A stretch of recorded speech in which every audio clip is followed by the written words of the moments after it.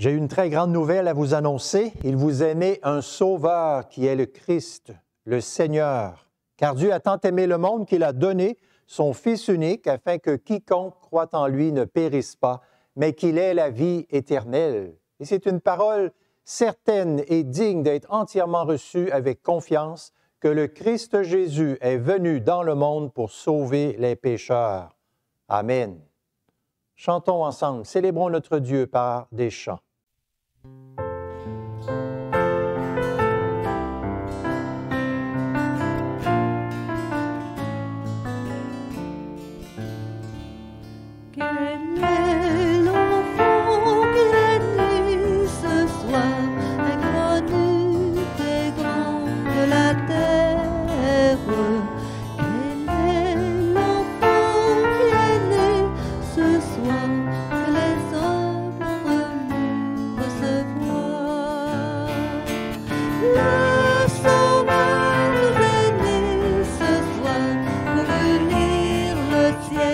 Et la terre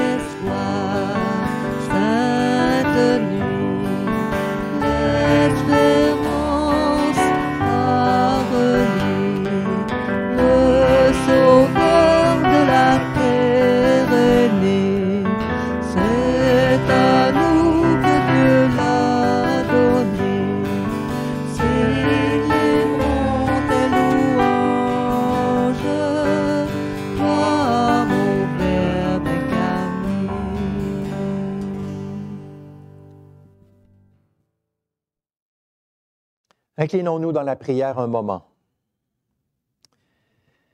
Notre Dieu sauveur, toi qui sans cesse nous tends tes bras d'amour, nous nous approchons de toi ce soir avec reconnaissance et avec une joie profonde dans le cœur, car tu as eu pitié de nous dans ton amour et dans ta grâce.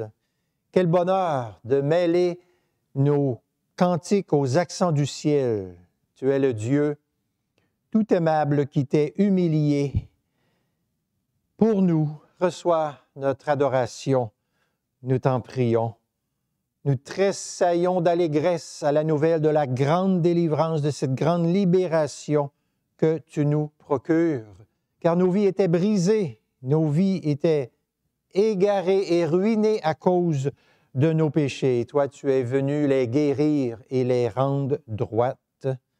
Toute louange à toi, Seigneur, toute louange à toi. Et merci de changer notre nuit en lumière, notre vide en espoir. Merci, Seigneur, d'avoir annulé à jamais les ouvrages du malin qui nous retenait prisonniers. Merci d'avoir arrêté le courroux que nous méritions. Quelle nouvelle agréable! Ton amour nous convie dans la repentance et dans la foi. C'est toi que nous chantons, c'est toi que nous célébrons ensemble, c'est toi que nous implorons en ce beau jour où nous devons la vie qu'à ton immense amour. Remplis nos âmes, Seigneur, remplis-nous de toi.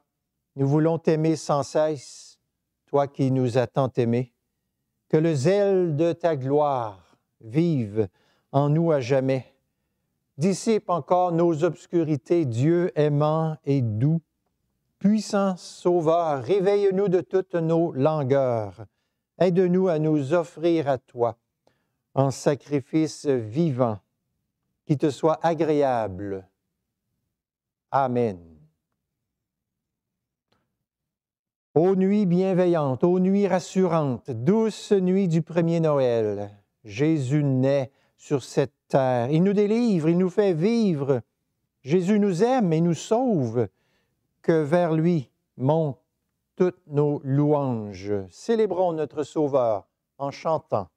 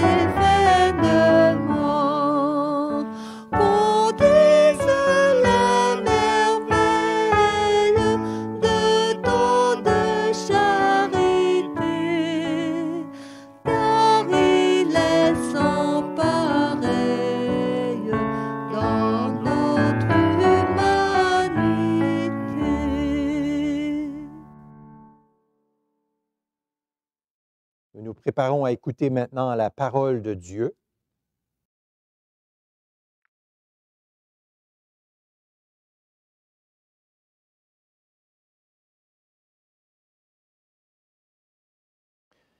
Notre lecture de la parole de Dieu se trouve en Luc 2, 1 à 20. Juste avant d'écouter cette lecture, nous prions un moment ensemble. Seigneur notre Dieu, toi qui as parlé à plusieurs reprises et de plusieurs manières par la bouche de tes serviteurs, les saints prophètes, tu nous as parlé dans ces jours qui sont les derniers par ton Fils bien-aimé, notre Sauveur Jésus-Christ, et nous te louons et te rendons grâce pour Jésus, pour sa vie, son œuvre salvatrice pour nous. Nous nous réjouissons en lui ce soir alors que nous célébrons à nouveau sa naissance, son incarnation pour nous sortir de notre misère. Nous te prions d'œuvrer en chacun de nous puissamment par ton Saint-Esprit alors que ta parole sera lue et expliquée.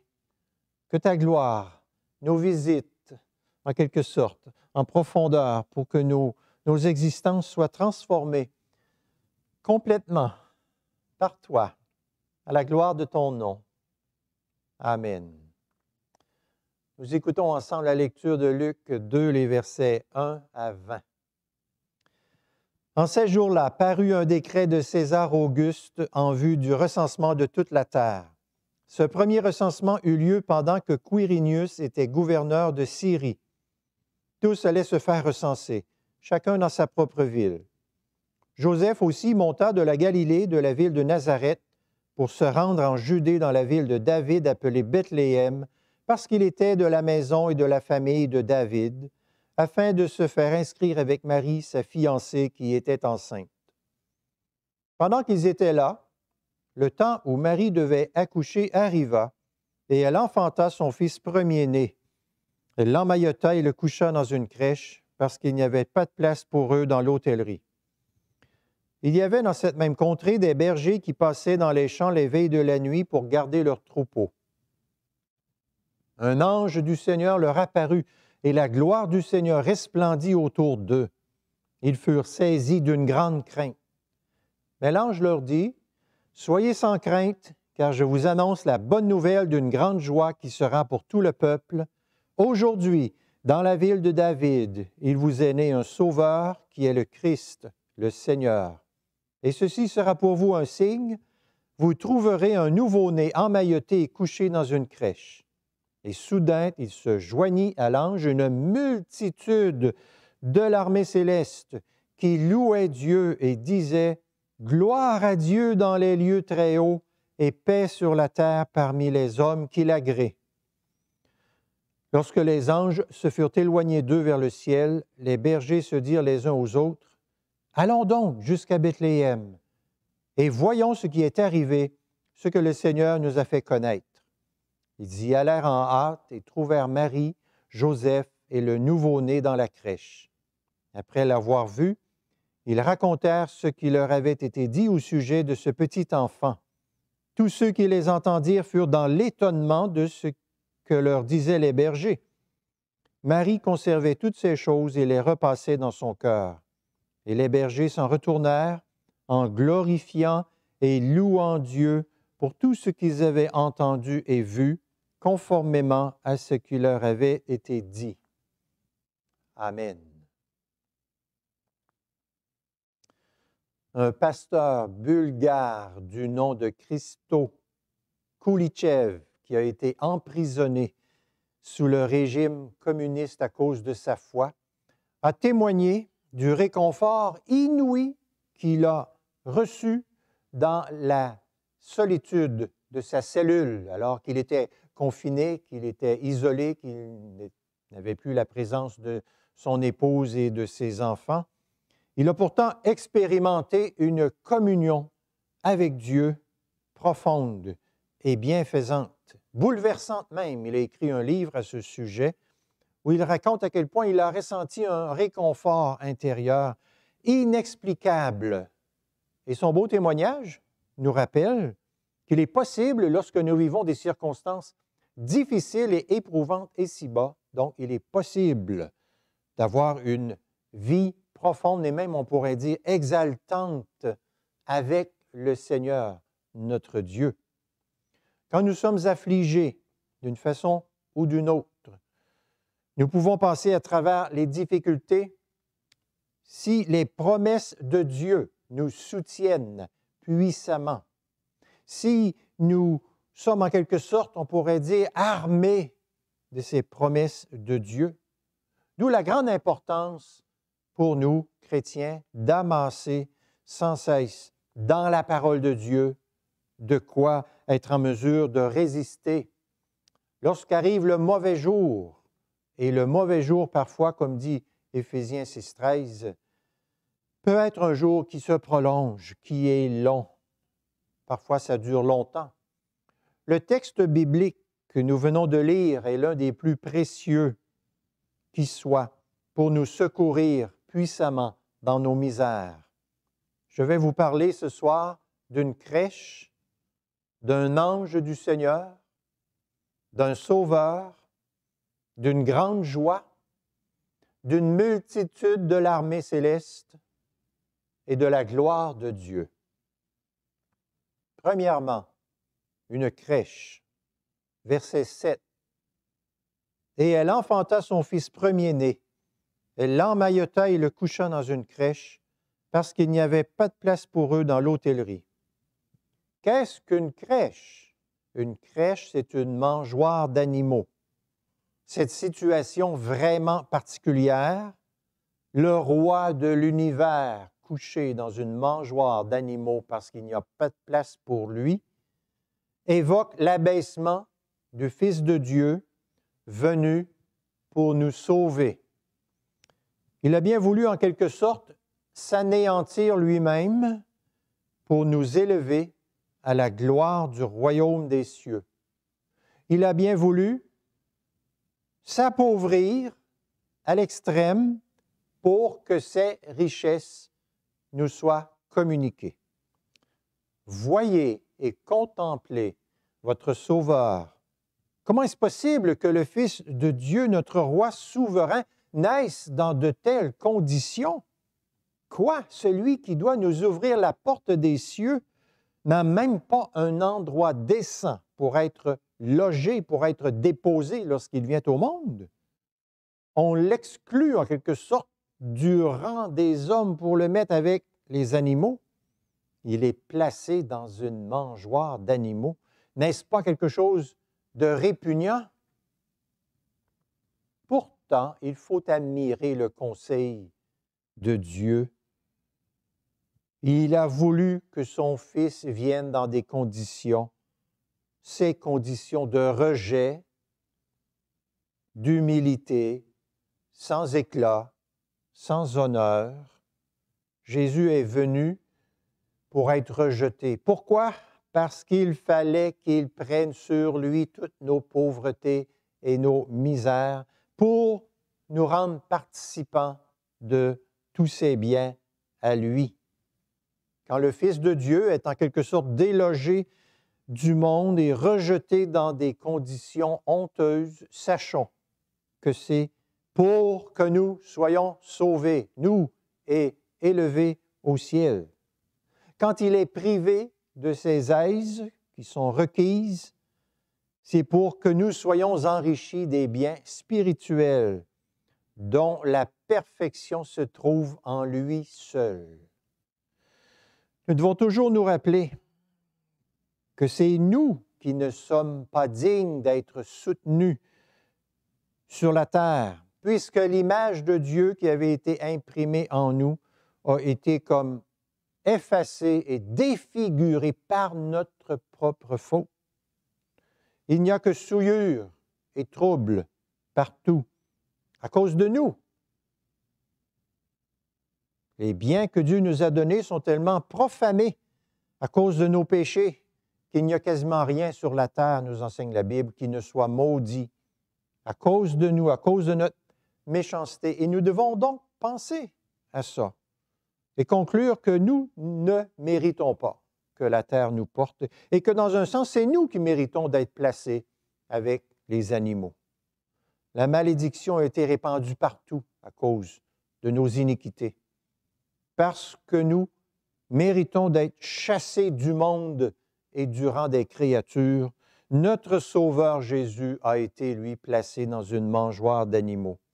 Il a fait ça pour que nous soyons en quelque sorte replacés dans notre état premier et que nous devenions des compagnons des anges en quelque sorte, héritiers de la vie éternelle, participants de la gloire de Dieu et de son immortalité.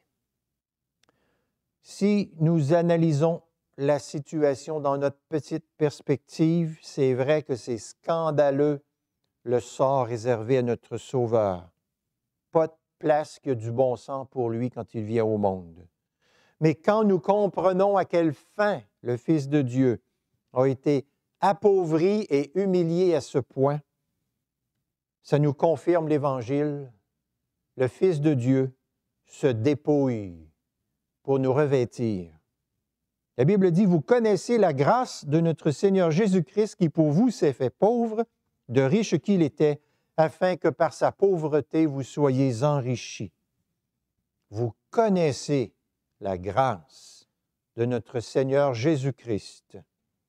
Quand nous examinons ce que nous sommes, de quel remède nous avons besoin, la crèche est une aide pour nous faire avancer dans la foi et pour confirmer notre foi. La connaissance vive de notre pauvreté nous amène à Jésus-Christ. Nous venons chercher tous nos biens en celui qui a été appauvri pour nous. Et quel repos nous trouvons en lui. Deuxièmement, un ange du Seigneur. Verset 9. Un ange du Seigneur leur apparut, et la gloire du Seigneur resplendit autour d'eux. Ils furent saisis d'une grande crainte. Que c'est intéressant! Cet ange du Seigneur est envoyé à des bergers qui gardent leurs troupeaux dans leurs champs. Pourquoi est-ce que Dieu n'a pas publié partout que le Rédempteur était né, en commençant par le publier, le proclamer au temple de Jérusalem?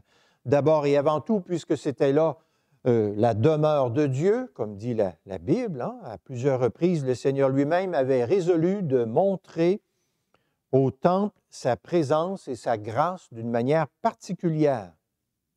Pourquoi est-ce que ce n'est pas donc à cet endroit glorieux que l'annonce de la naissance de Jésus se fait?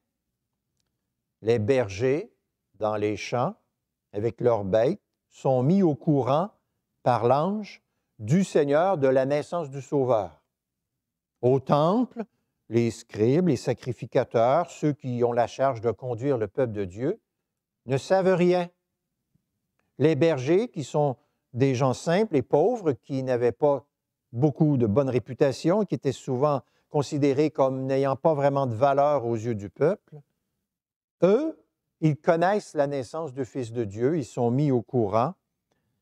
Nous voyons ici comment le Seigneur veut abaisser la hautesse des hommes, nous enseigner à ne jamais mettre notre confiance dans les hommes ou dans les apparences.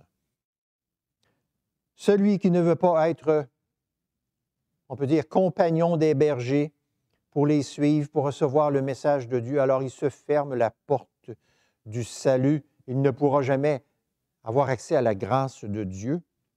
Nous devons apprendre en tout et partout que par la façon dont le Fils de Dieu vient au monde, le Seigneur nous donne comme une image puissante d'humilité. Quand il est question de venir à lui, de chercher le salut, nous devons reconnaître que nous sommes complètement dénués de tout. Nous ne devons pas nous enorgueillir. Nous devons venir, on pourrait dire, pleinement vides au Sauveur, sachant que c'est en lui seul que nous pouvons trouver ce qui nous manque, c'est-à-dire tout ce qui appartient à notre salut. Nous ne trouverons en nous pas une seule goutte de salut. Nous n'avons rien que nous pouvons présenter au Seigneur pour recevoir sa faveur et sa bienveillance, mais c'est uniquement la plénitude de Jésus-Christ qui nous apporte le salut. Troisièmement, un sauveur. Verset 11. Aujourd'hui, dans la ville de David, il vous est né un sauveur qui est le Christ, le Seigneur. Quand nous nous reconnaissons pécheurs, c'est très facile de devenir angoissé lorsque nous voyons approcher la mort et le jugement qui s'en vient. Et pour des personnes comme ça, il n'y a pas de meilleure nouvelle que celle qui dit « Voici, il vous est né un sauveur ». Pour que nous soyons encore plus persuadés personnellement, l'ange dit « Il vous est né un sauveur ». L'ange ne dit pas « Un sauveur est né », mais « Il vous est né un sauveur ». Ce mot « vous » n'est pas superflu, mais il nous interpelle, il nous dit « C'est vraiment pour nous que le sauveur vient, pour notre bien, pour notre salut, par amour pour nous ». Ce sauveur, c'est le Christ, le Seigneur. Voilà en quelque sorte l'essentiel de l'Évangile, de la bonne nouvelle et par conséquent de cette foi qui doit être placée dans ce Sauveur, dans ce Seigneur, si nous voulons parvenir au royaume des cieux. Nous sommes tous condamnés en venant dans ce monde, mais grâce à Jésus, nulle condamnation n'empêchera que Dieu nous reçoive comme ses enfants et comme ses héritiers, grâce à notre Sauveur. Notre salut est tout préparé. Dieu nous l'offre en Jésus. Le nom de Jésus-Christ est comme un sommaire de l'Évangile. C'est une forteresse. Jésus, notre Sauveur, parce qu'il a été exposé à la mort à cause de nos péchés, il a expié toutes nos iniquités. Il est ressuscité pour notre justice. Il nous a retirés de sous les peines du châtiment éternel. Il n'existe pas de plus grand et de plus beau et de plus précieux cadeau que celui-là. Pensons-y un peu. La sainte majesté de Dieu est si terrible que nous pourrions tomber dans un profond désespoir en prenant conscience de nos souillures nombreuses. Dieu est notre juge, nous sommes des pécheurs. Il doit nous faire la guerre puisque nous sommes en guerre avec lui. Depuis notre naissance, nous méprisons sa justice. À cause de notre rébellion, Dieu est comme un ennemi mortel contre nous. Mais notre Seigneur Jésus se met au milieu entre Dieu et nous, en quelque sorte. Il nous déclare qu'il est Dieu éternel, qu'il s'est vêtu de notre chair et de notre nature, et qu'il est notre frère, et qu'il a pris sur lui notre malédiction, et qu'il a porté le fardeau qui nous accablait, qu'il a fait tout ce qu'il faut pour que nous ne soyons plus coupables devant Dieu. Nos péchés ne viennent plus en compte ni en mémoire. Il nous a vêtus de sa justice. Il ne nous impute plus nos iniquités.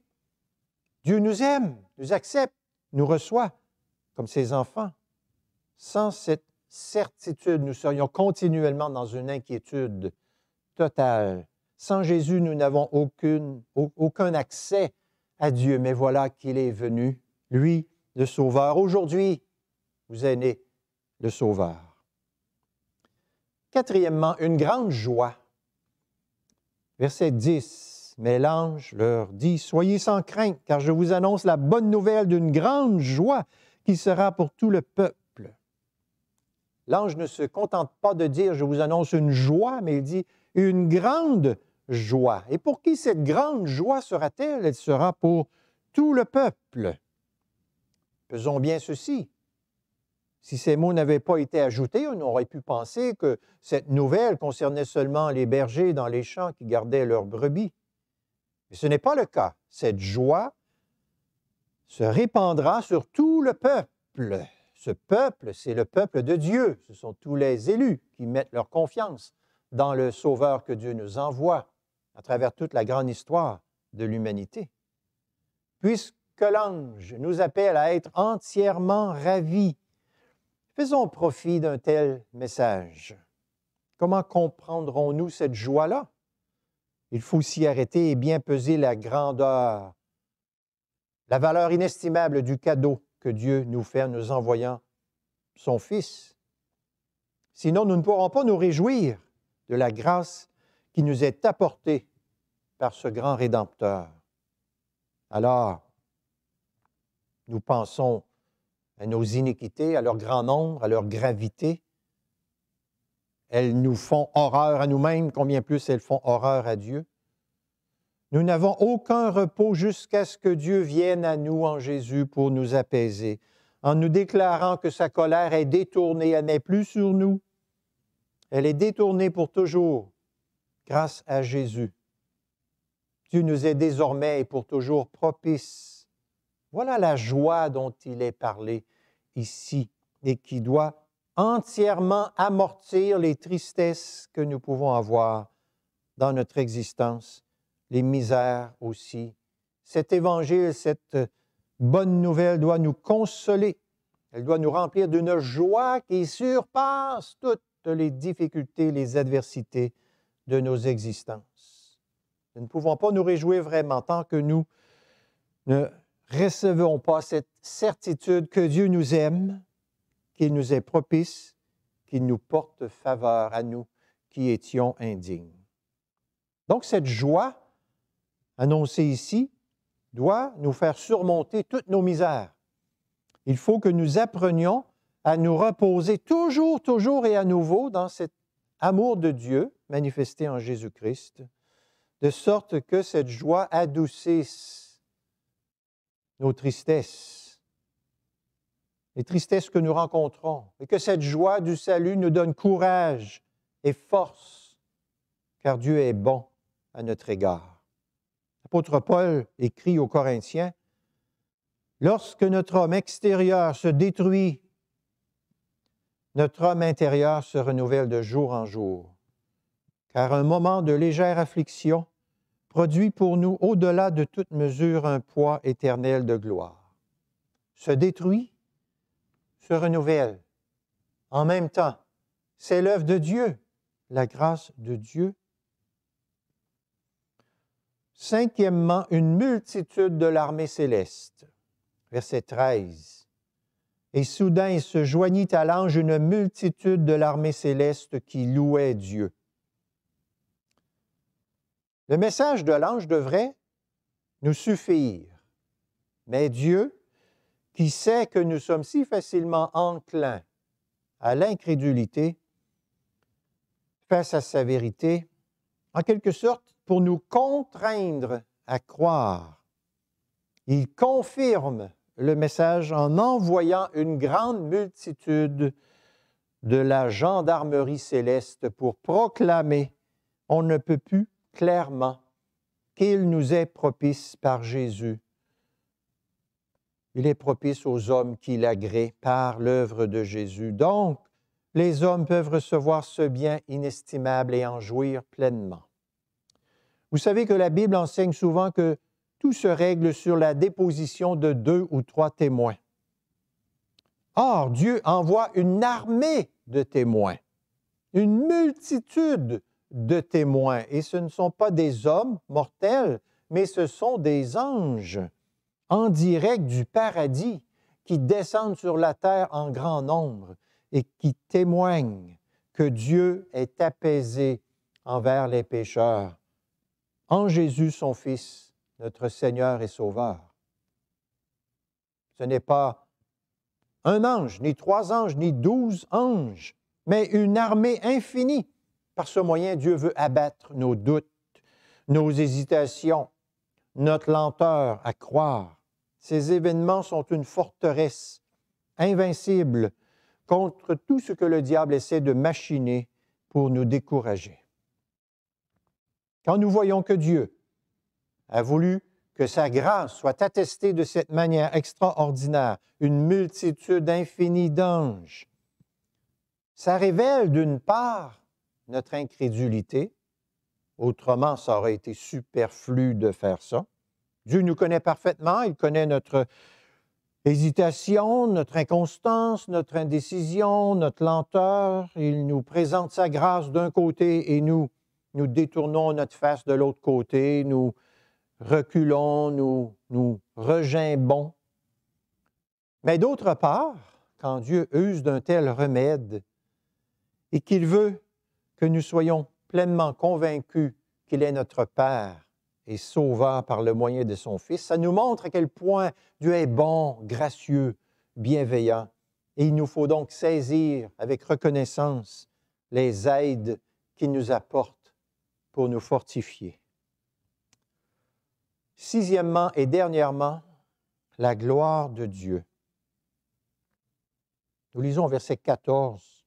« Gloire à Dieu dans les lieux très hauts et paix sur la terre parmi les hommes qui l'agréent. » Les anges exhortent ici les bergers et nous aussi à magnifier la bonté de notre Dieu et à lui rendre la louange, l'action de grâce et la gloire qu'il mérite.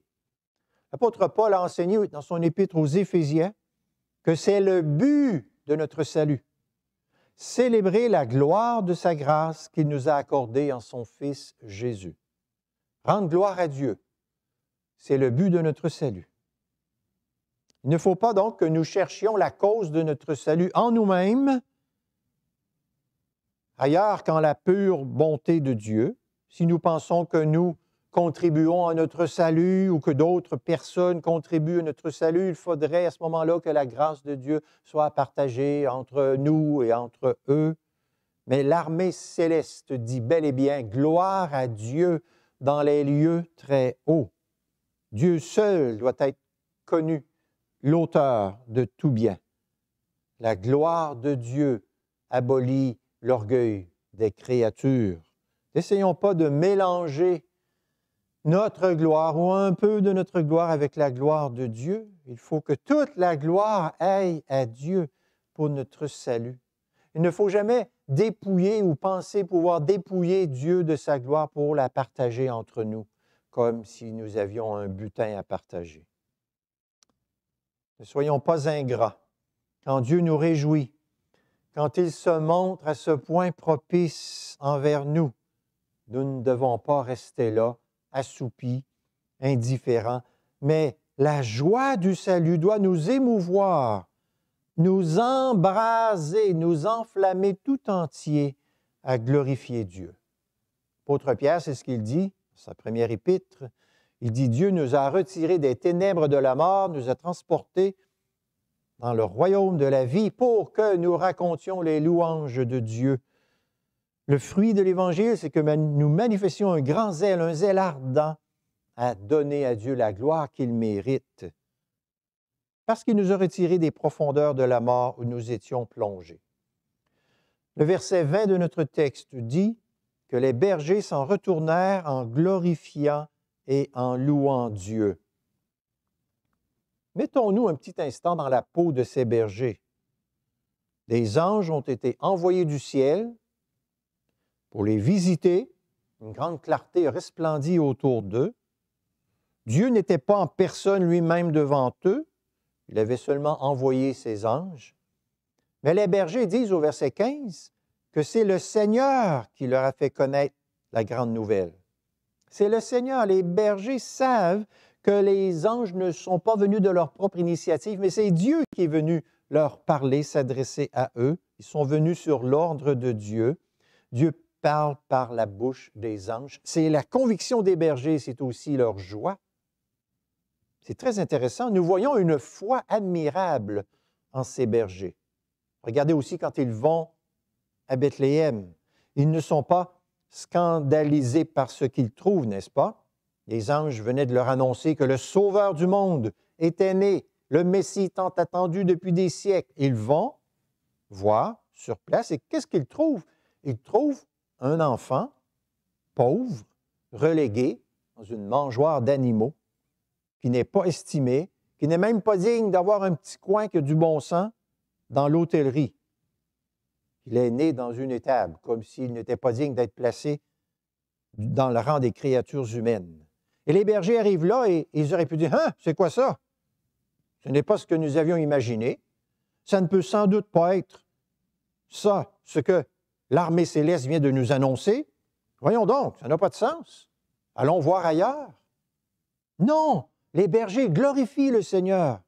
Ils acceptent que le salut se trouve particulièrement, spécialement dans cet enfant, dans cette mangeoire. nous, aujourd'hui, en 2021, nous sommes inexcusables de ne pas donner gloire à Dieu. Nous qui avons toute la clarté de l'Évangile et qui avons accès à plus de 2000 ans d'explications et de témoignages de l'œuvre du Fils de Dieu. En conclusion, il faut apprendre des bergers et ne pas avoir honte de venir à leur école. Ils nous donnent un enseignement fort utile et excellent. Ils portent le message sans en avoir reçu de commandement exprès. Pourquoi? Parce qu'ils savent que c'est un bon message, c'est le meilleur message qui soit. Dieu ne leur a pas donné cette clarté pour qu'ils la cachent ou qu'elle ne serve à rien. Voilà donc, en quelques mots, ce qu'il nous faut retenir de ce passage magnifique de la parole de Dieu, Luc 2, 1 à 20. À Dieu soit toute la gloire. Amen. Chantons.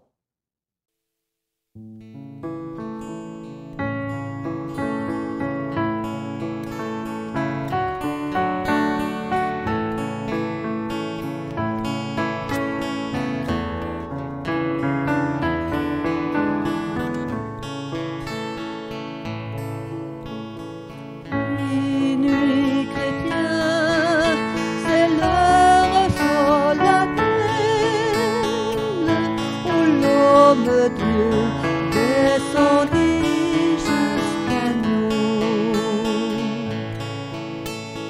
pour effacer la tâche originelle et de son Père arrêter le courroux. Le monde entier tressaille d'espérance à cette nuit. Il lui donne son cœur à genoux. Attends ta délivrance.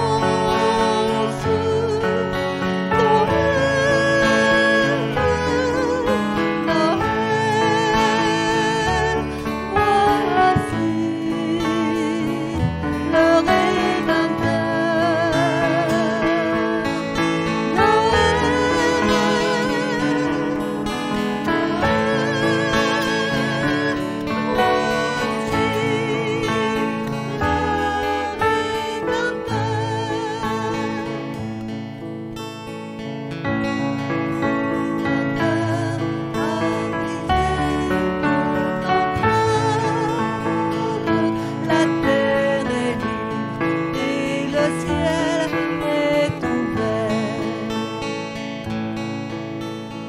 Il voit un frère, on était un esclave. L'amour uni se qu'enchaîne l'enfer. Qui lui dira notre reconnaissance, c'est pour nous tous qu'il est, qu'il souffre et meurt à genoux.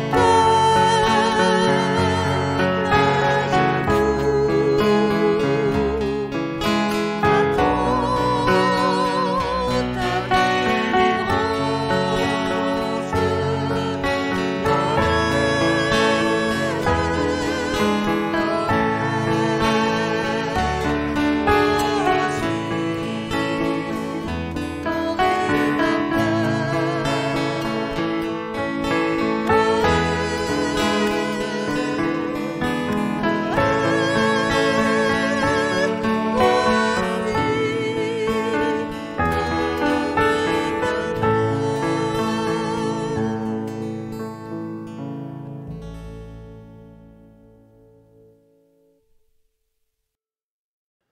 Nous allons prier maintenant.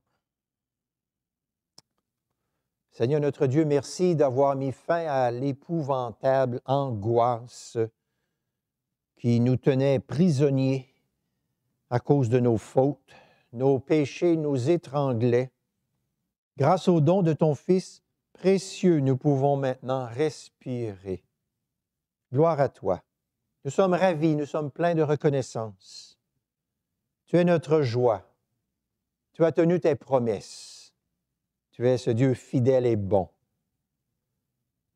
Toi qui viens sauver les tiens, les racheter, les délivrer pour toujours. Il est convenable que de multiples chants éclatent partout dans le monde, de toutes les bouches, de tous les cœurs. Toi qui es plein d'amour et de grâce, tu as sauvé nos jours infortunés. Tu es notre vie.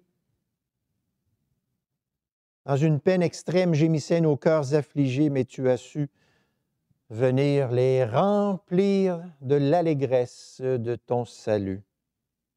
Nous t'adorons ensemble ce soir. Nous, ici, dans nos maisons, avec tes enfants bien-aimés, partout sur la terre, reçois notre adoration et nos louanges par Jésus-Christ. Amen. Chantons.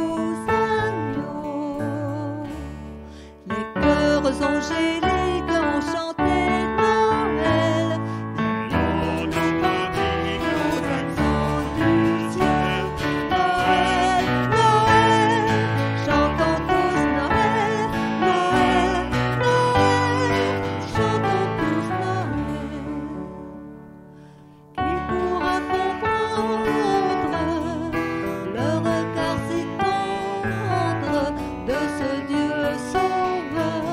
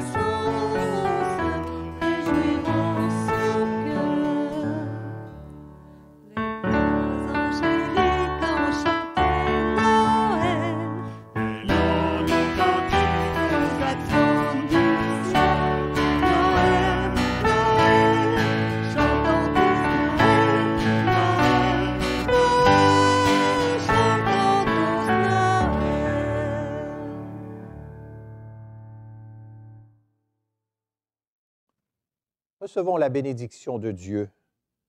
La Bible dit que Dieu vous a acquis pour célébrer sa gloire.